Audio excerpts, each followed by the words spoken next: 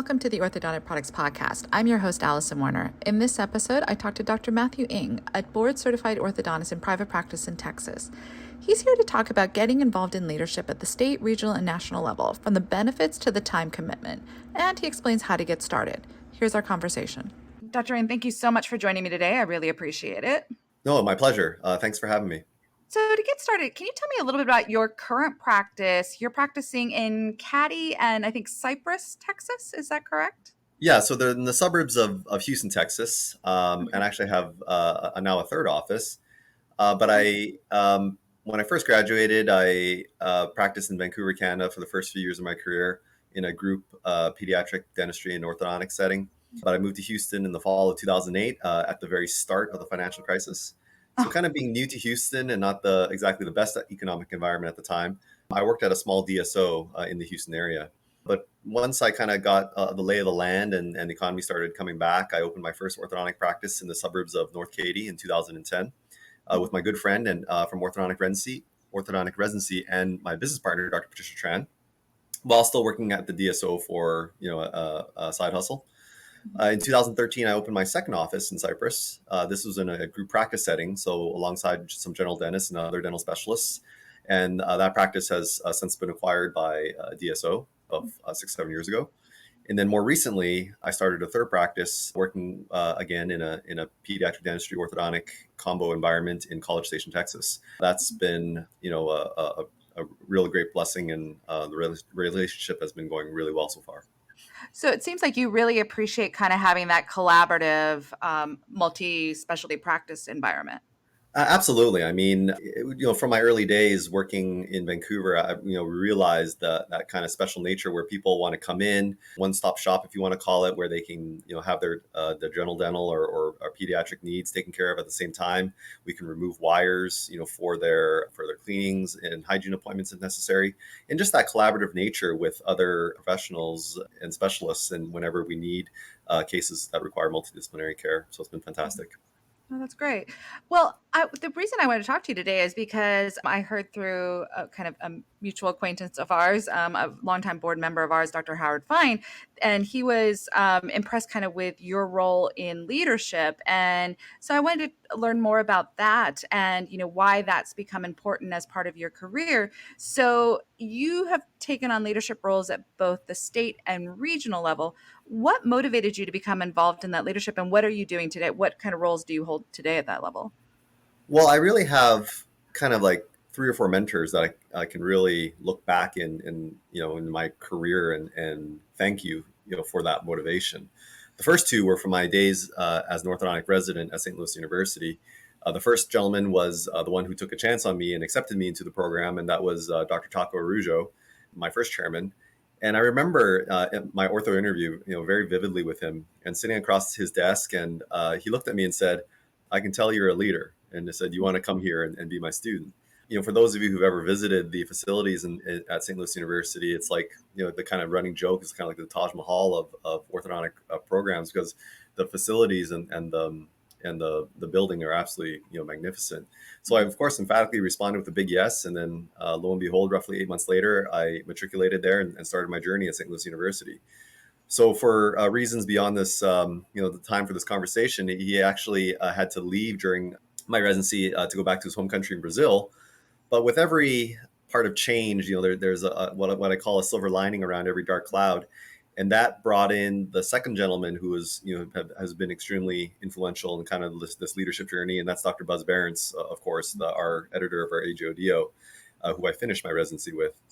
And again, I remember sitting across his desk during our exit interviews in the last month of our residency. And he told me that, think about this profession that you work so hard now to be a part of. And what are you going to do to, now that you're entering the profession, to leave it better than when you entered it?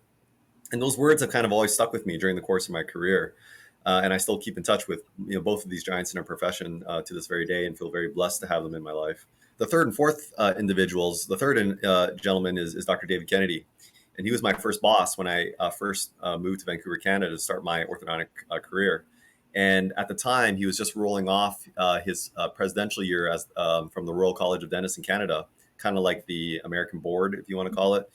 And he was involved in a variety of different leadership roles and capacities up in the Northwest. And surely that name is probably very familiar with a lot of practicing doctors in the Northwest. Unfortunately, he recently passed away, and I think back, 20 years ago when I first met him, and just kind of that influence the positive influence that he kind of had in my life as a newly minted orthodontist. And he always managed to kind of keep my head on straight and to always look at the bigger picture.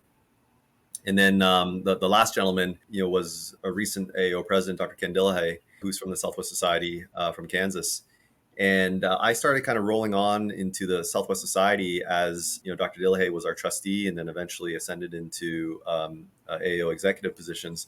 But he was the kind of the one who really kind of, got me involved, not just in the regional level, but also a little bit in the national level, and kind of just believed in me and putting me on ComJack and just getting me more involved essentially. And for that, I have much appreciation for, and again, just a tremendous positive influence in my life.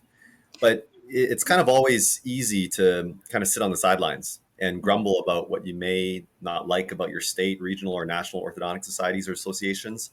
And I was kind of one of those people. But once I got my practice, kind of going and financially in a more stable position, that's when I decided to get involved.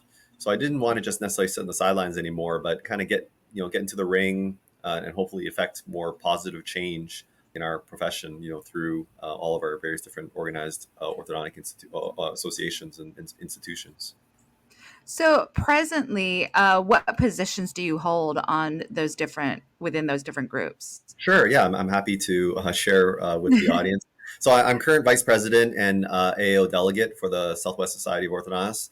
My presidential year will be in 2025. I'm the current secretary and college counselor representing the SWSO on the College of Diplomats of the American Board of Orthodontics.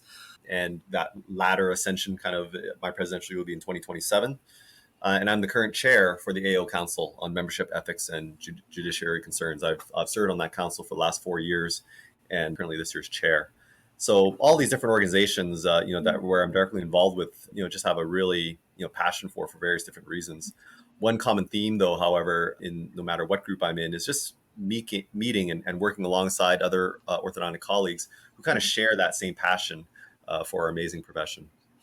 Oh, excellent. Well, I'm curious, what issues facing orthodontists are kind of on your radar, or what were the issues that kind of you wanted to be a part of? Well, it's not necessarily so much of what I wanted to be a part of. Like when I first got involved in leadership, like I said, there were a myriad of issues kind of facing the profession. But once I've kind of gotten more involved and kind of seeing all the different things that the AAO does for our profession, there's a couple different ones that certainly come to mind. The first one is certainly direct to consumer care. So it's still very prevalent today.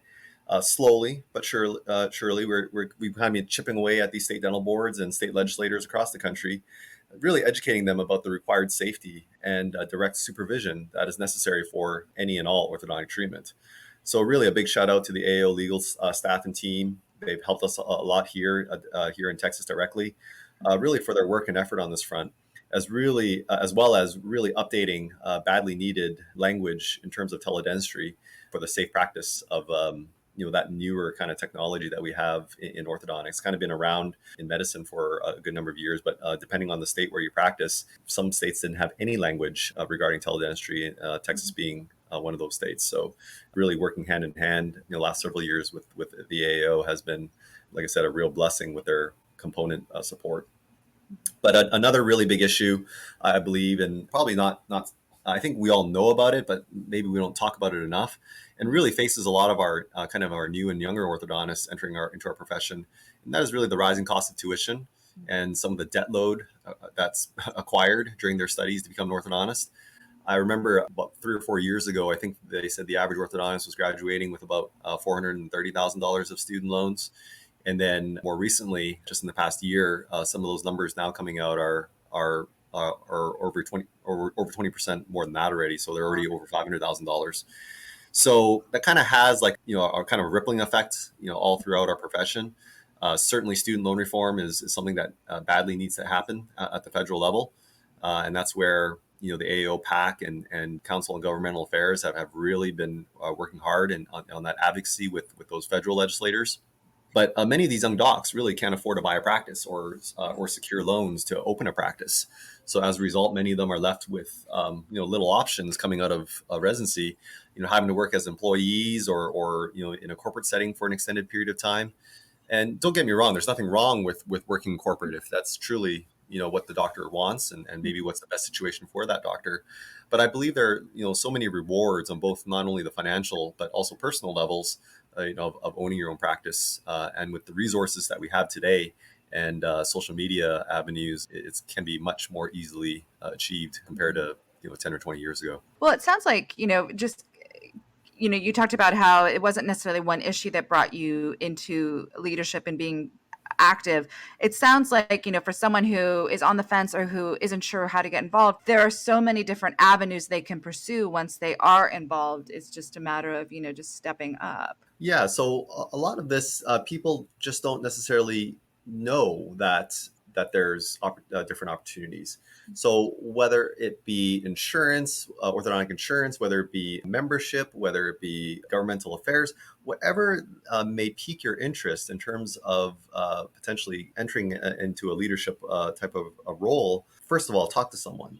Talk to whether it be your AO trustee, your current state or constituent president, but tell someone that you're interested in getting involved.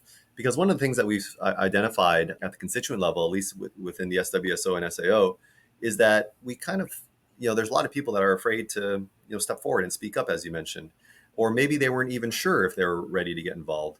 So we could really kind of make it of a point to brainstorm and come up with a list of names or people who we feel we can kind of tap on that shoulder. And because that's sometimes it's all it takes is for someone to come up to you and say, hey, I think you're a great individual and you seem like a really motivated person and love our profession. How would you like to get involved? And sometimes all this little tap is all it takes. And but kind of take that one step further. We are very proud of our leadership program that we developed within our constituent. The SAO, this is something that has been done for many, many years. And once the SWSO kind of caught wind of that, we've replicated the same and we've offered it now since 2015. And that's kind of our own leadership program. And, we invite all members to apply. And so those people have already shown interest and they've taken the time out of their busy schedules to kind of learn more about the inner workings of the AAO and our regional societies. And that right there is a list of our future leaders. And interestingly enough, I'm actually also a past participant of the program back in 2017. So Oh, that okay. was really worthwhile. Yeah.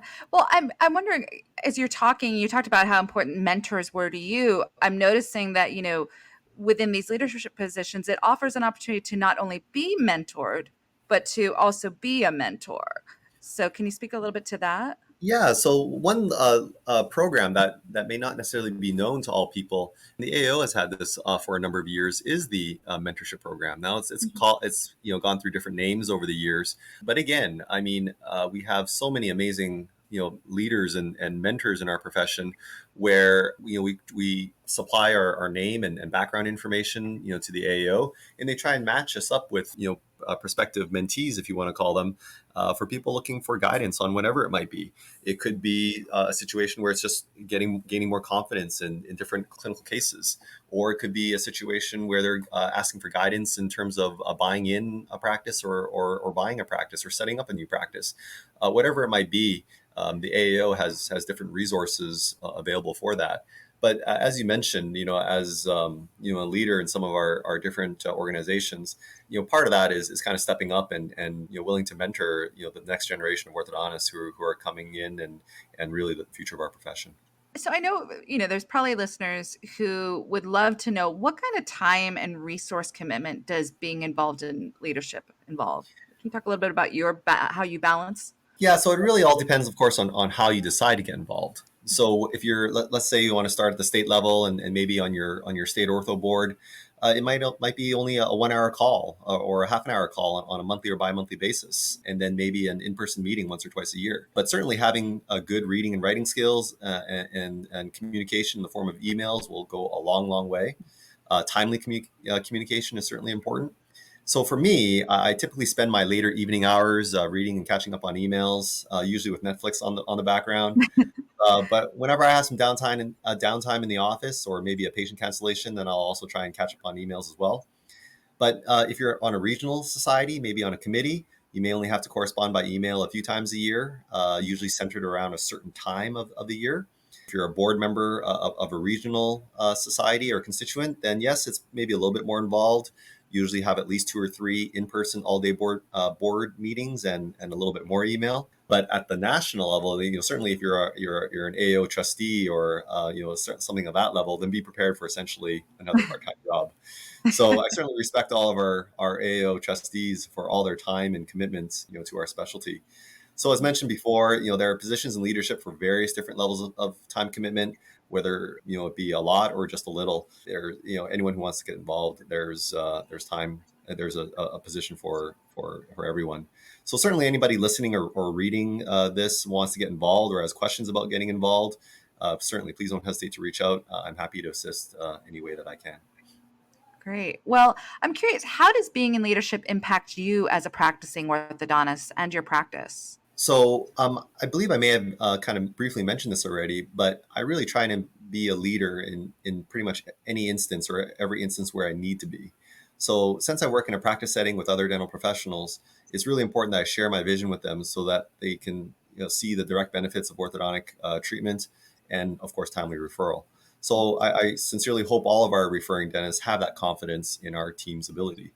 But also important, or just as important, is to really share that vision with my staff and employees. Because anytime I want to introduce something new or new technology into the practice, it's important that I have 100% staff buy-in from the employees. Because without that buy-in and support, new initiatives will usually fail.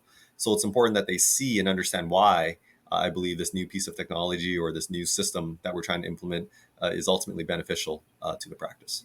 This is kind of a two-part question. You know, as an orthodontist, what are your goals? But then what are your leadership goals as well? So, in terms of as an orthodontist, really my main goal and why I love being an orthodontist is really to affect positive change in the lives with as many patients as I can through direct care and contact. I believe this is kind of part of Chick-fil-A's vision statement, which is to have a positive influence on all who come in contact with Chick-fil-A. But I kind of incorporate a lot of that into our own practices vision statement because I believe we're more than just straighteners of teeth or fixing bites, but we really help patients gain confidence in their smiles, whether it be overcoming bullying or maybe even motivate former patients to become an orthodontist themselves one day. So I know personally of at least four former patients that have either finished dental school or are currently going through dental school. They've all come and shadowed and spent some time in the practice with at least one of them interested in a career in orthodontics. So there are so many lessons that we can impart on our patients through the course of their treatment.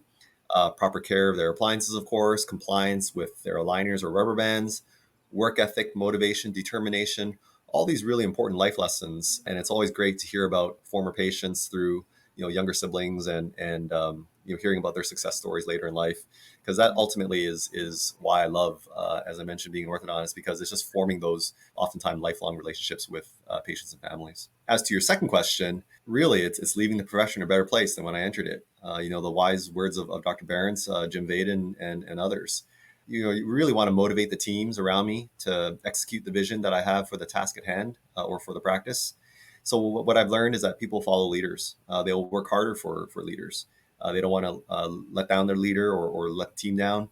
So if I ever have that ability to motivate a group of people, to that kind of level, that's ultimately my biggest goal. You talked a little bit, touched on this a little bit, but I think if you could really break it down, what is your advice to orthodontists who want to get involved, who feel don't know where to start to get involved in leadership? So I mentioned the SAO leadership program. The next one starts in January of 2024, and we hold it every 2 years. But the other program, which is tremendous and that's open for all AO members, is the AO leadership program, which is typically held every year during the Midwinter Conference. Reach out to your constituent leaders because there's a certain number of people that can apply every year. But again, just a really great program educating participants on all the various different levels of the AAO. And therefore, that list is then handed back to the constituent. So they have a list of people that, again, have shown that they're interested and could potentially be a resource for that little tap on the shoulder. But don't be afraid to speak up. Don't be afraid to approach people, because I guarantee you, if you're interested in serving your various different organizations, there's going to be a spot for you, and be happy to have you. One last question. What excites you about the future of the profession? Well, it's actually a concern and an excitement. Okay. And it's really, I believe we need to be the best stewards for clinical excellence in our profession. It's really exciting to kind of see the advances of the ABO over the recent years, which of course are promoting clinical excellence, where I believe now over 61% of all AAO members are board certified. But certainly with the rise in digital orthodontics and different treatment modalities, digital treatment modalities, it may seem easy, or at least easier than ever, to deliver orthodontic care. However, I believe it's still on us as the clinicians to prepare a proper diagnosis, thoughtfully prepare a treatment plan, and of course, proper execution of that treatment plan. So it's maybe a little bit convenient just to upload a digital scan or some pictures into a program and just click accept. But really learning and honing our craft is more important than ever in today's digital world.